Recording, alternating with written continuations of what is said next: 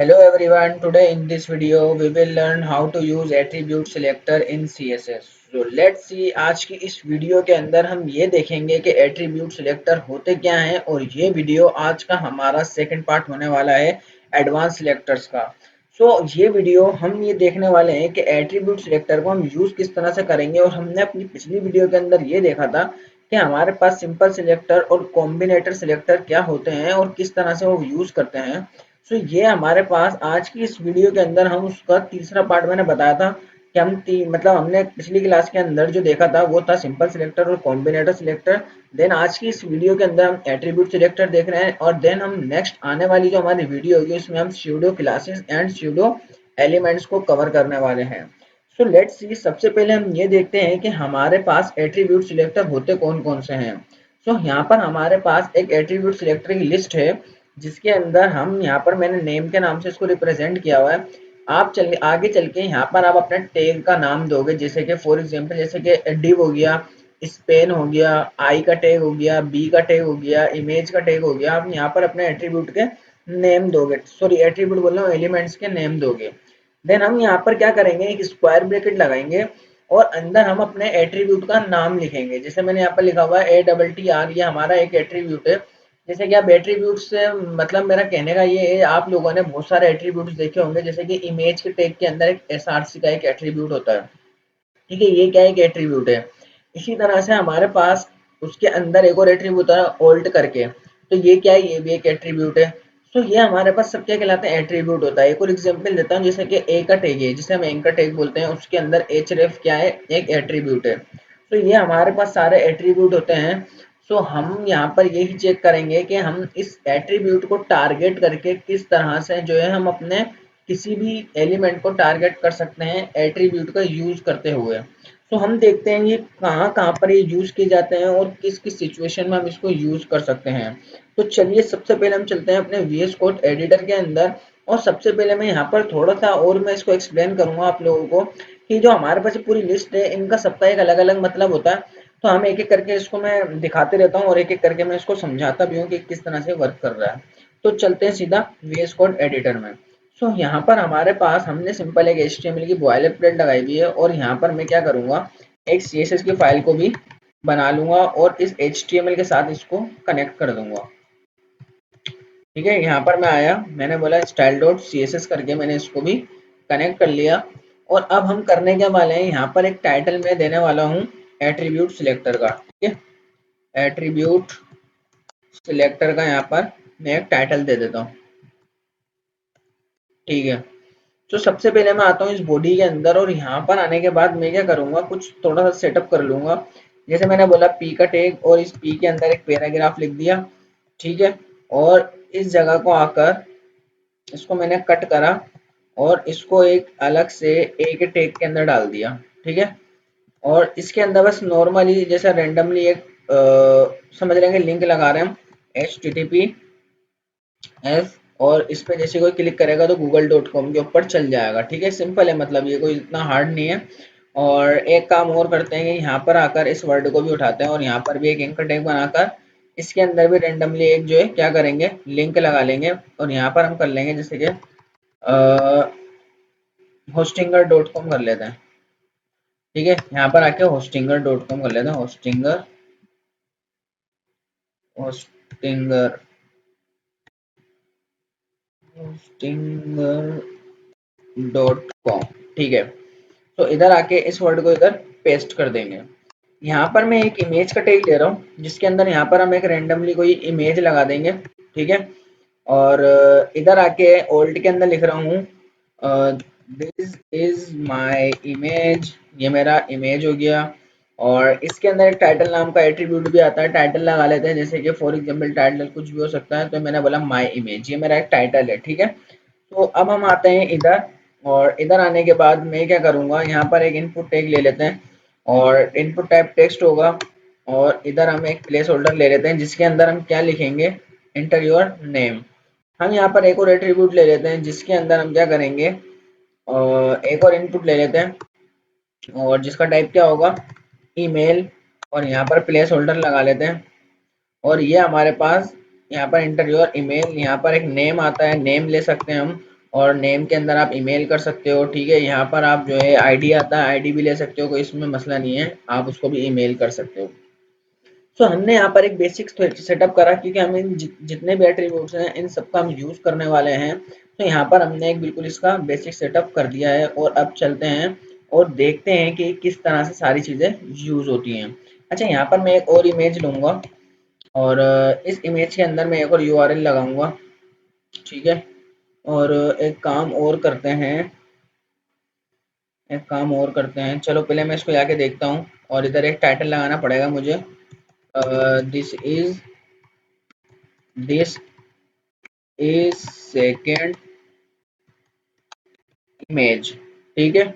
और इधर एक और टाइटल लगा लूंगा, जिसके अंदर मैं लिख दूंगा माय सेकेंड इमेज। तो चलिए अभी इसको लाइव करते हैं और देखते हैं कि किस तरह से ये हमारे पास स्क्रीन के ऊपर शो हो रहा है। तो इधर आते हैं, ठीक है भाई, ये हमारे पास कुछ इस तरह का शो हो रहा है। एक और काम करना है, क्योंकि मेरे पास जो दो इमेजेस आ रही हैं जो कि सेम आ रही हैं, मुझे इसको थोड़ा सा चेंज करना पड़ेगा। अगर मैं इसको 300 कर दूं तो देखें, सही है, इमेज चेंज हो गई है, इसमें मसला नहीं है, ठीक है। इमेज भी चेंज हो गई, अगर 400 कर दें, परफेक्ट, सही है। और 200, पेज को एक बार रिलोड करते हैं, दोनों सेम ही आ रही हैं।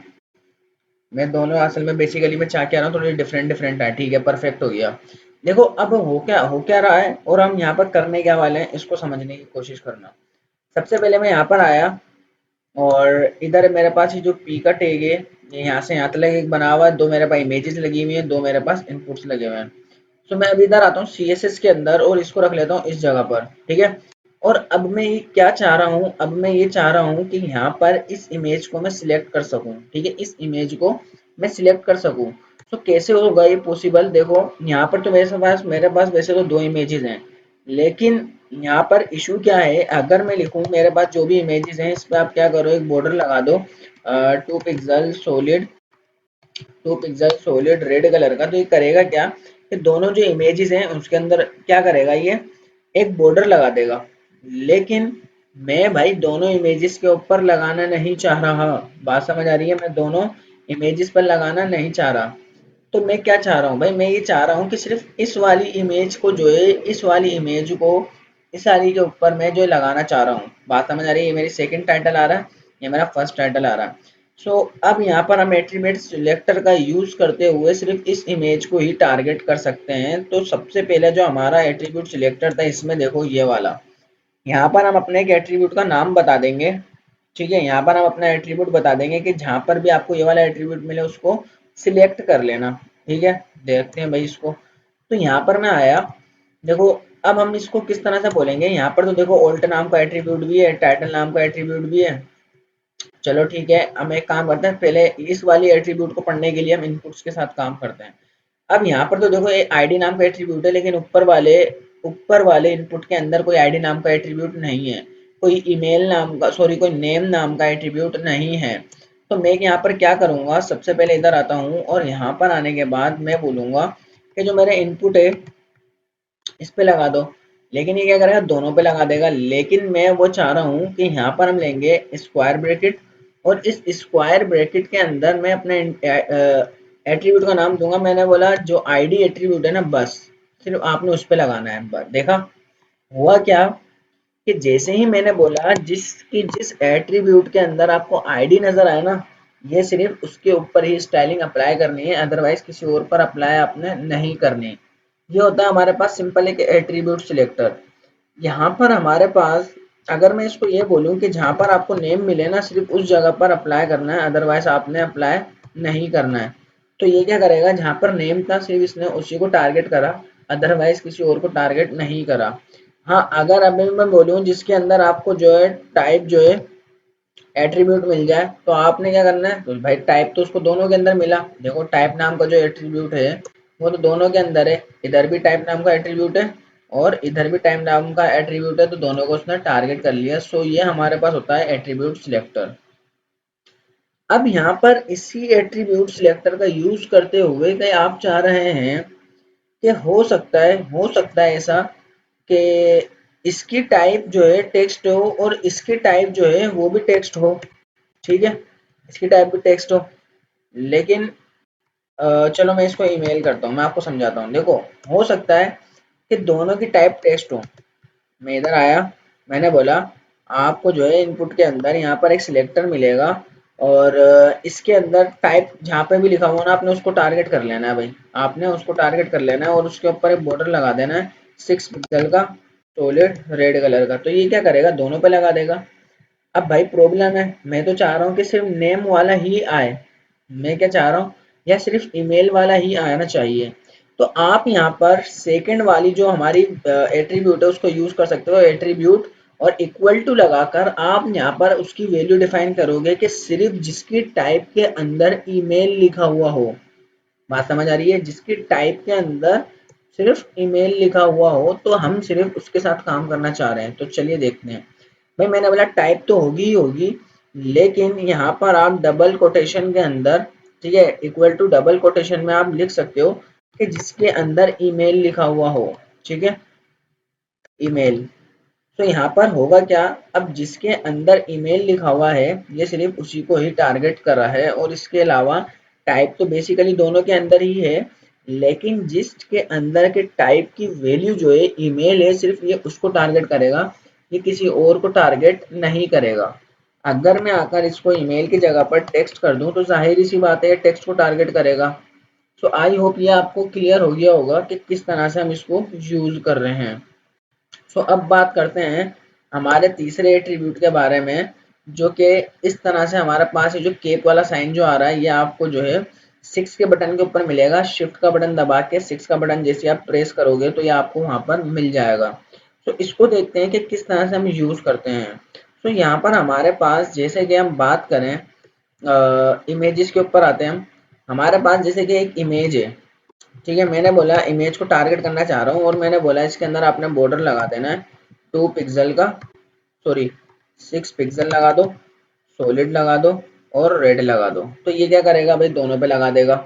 लेकिन मैं ये चाह रहा हूँ लेकिन मैं ये चाह रहा हूँ, देखो दोनों में चीजें सेम ही हैं भाई। अगर मैं एट्रीब्यूट के नाम से सिलेक्ट करूँ, जैसे मैंने बोला ऑल्ट एट्रीब्यूट जिसके अंदर हो वो लगा दो, तो दोनों पे लगा देगा।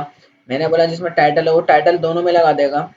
अब यहाँ पर मैं क्या चाह रहा हूँ, देखो इधर आकर मैंने बोला सेकंड इमेज,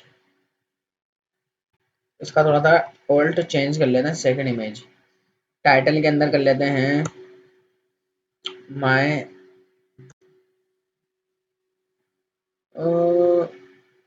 सही है, दिस इज माय इमेज कर लेते हैं, दिस इज माय इमेज। ठीक है, देखो यहाँ पर मैंने थोड़ा सा टाइटल में चेंजिंग करी है और इधर आकर इसमें भी मैंने चेंजिंग करी है।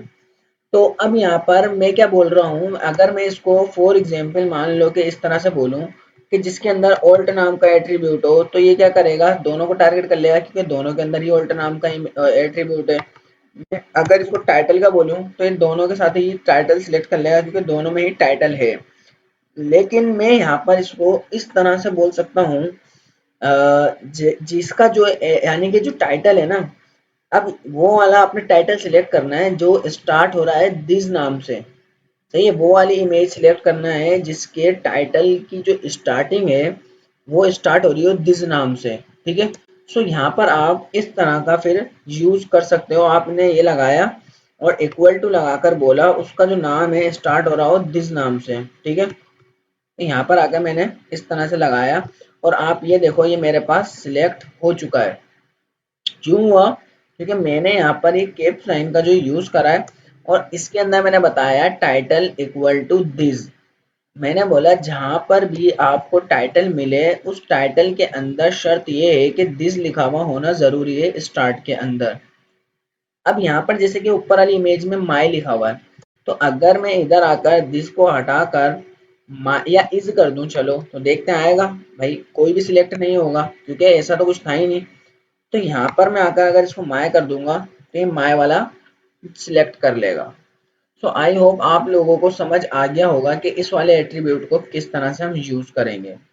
तो अब देखते हैं हमारा जो है चौथा जो है एट्रीब्यूट है, ये आ रहा है और साइन के साथ। देखो ये जो और साइन है, इसके साथ हम किस तरह से काम करेंगे इसको देखो। देखो इस और साइन के अंदर ये बोलता है, ये ऐसा बोलता है कि आपकी जो इमेज है ना, उसका जो एट्रीब्यूट का यानी कि जो नाम है, जैसे दिस है, इसके आगे हाइफन लगा होना जरूरी है। इसके आगे हाइफन लगा होना जरूरी है। ठीक है, हाइफन लगा होना जरूरी है, लेकिन मेरी इमेज तो अभी भी सिलेक्ट हो रही है। भाई सिलेक्ट तो होगी, सिलेक्ट तो होगी, क्योंकि उसकी स्टार्टिंग कहाँ से हो रही है, माय से। देखो अगर मैं इधर भी आके माय वाले पे लगाया हुआ है ना, ठीक है, माय पे लगा लेते हैं।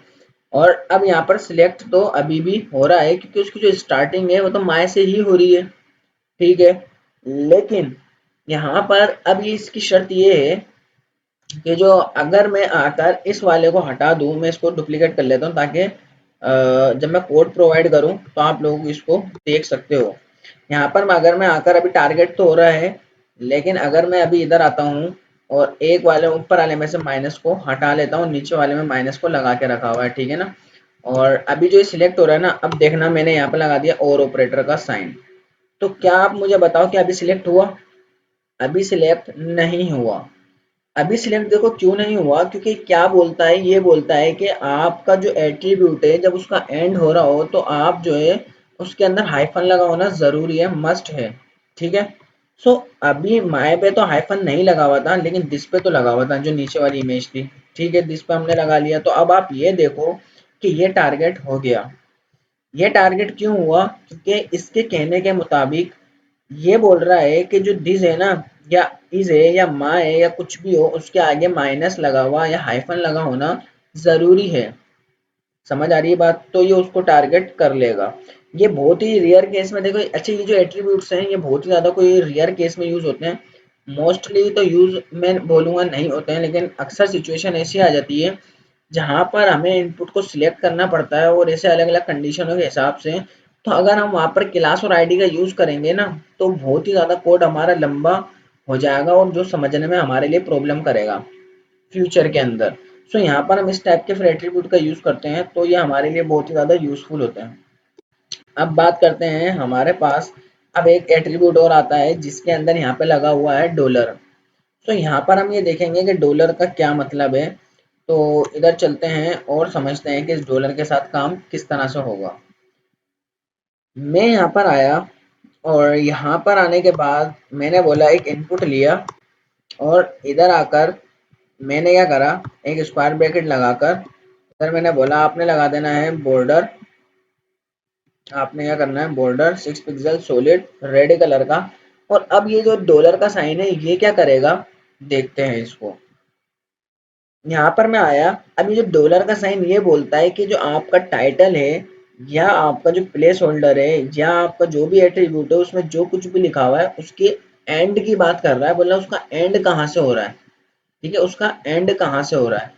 सो मैं यहाँ पर जैसे मैंने बोला प्लेस होल्डर की बात कर लेते हैं। देखो भाई, मैंने बोला उस इनपुट को सिलेक्ट करो जिसमें प्लेस होल्डर तो हो, तो वो दोनों को सिलेक्ट कर लेगा, लेकिन जिसके प्लेस होल्डर के एंड के अंदर नेम आ रहा हो। जैसे कि इस वाले प्लेस होल्डर के एंड के अंदर तो ईमेल आ रहा है, लेकिन इस वाले के अंदर नेम आ रहा है। तो यहाँ पर अगर मैं इसको बोलूँ कि जो आपने प्लेस होल्डर सिलेक्ट करना है, ठीक है, प्लेस होल्डर सिलेक्ट करना है, ठीक है, दोनों को सिलेक्ट कर लेगा। लेकिन डॉलर का साइन लगाया और इक्वल टू लगाकर मैंने बोला जिसका जो एंड है, जिसका जो एंड है वो नेम से हो रहा हो। अभी देखो कोई भी सिलेक्ट नहीं होगा, क्यों? किसका? किसी एन एम से तो है ही नहीं यहाँ पर एट्रीब्यूट। तो यहाँ पर हम यहाँ पर नेम कर लेते हैं। तो अब आप ये देखो कि किस तरह से ये हमारे पास सिलेक्ट हो गया। तो यहाँ पर हम डॉलर वाले में क्या करेंगे कि हम जो है लास्ट का एट्रीब्यूट का नेम बताएंगे कि इसका एंड यहाँ से हो रहा हो। अगर मैं इधर आकर इसको कर दूं ईमेल, तो ये मेरे पास ईमेल वाले को टारगेट करेगा। क्यों? क्योंकि यहाँ पर डॉलर का मतलब ये है कि जो एंड जो हो रहा है आप उसका नाम बताओ, ये एंड कहाँ से हो रहा है। तो इस तरह से हमारे पास वर्क करेगा।